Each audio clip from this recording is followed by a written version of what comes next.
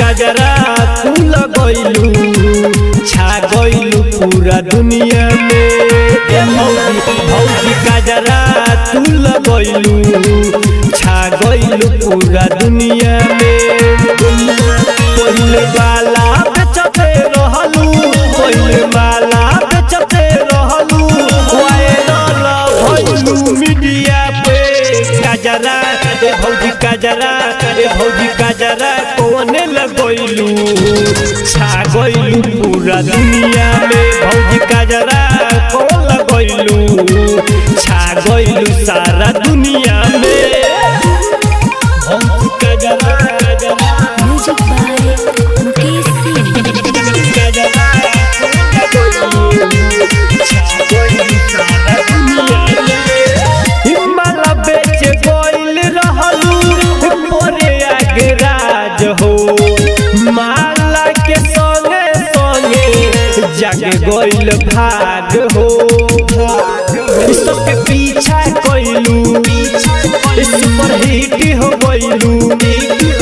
हाँ यूपी बिहार जाने, हाँ यूपी बिहार जाने।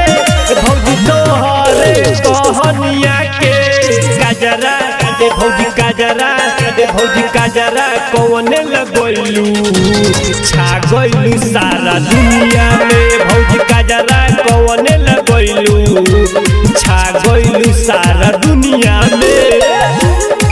भौजी गजरा म्यूजिक बाय मुकेश सिंह। गजरा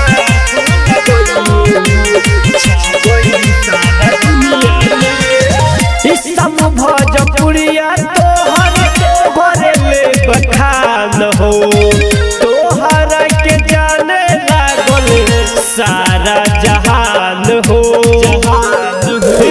विजय बारे सच बात कहता रे, राजकुमार राजा बारे, राजकुमार राजा बारे।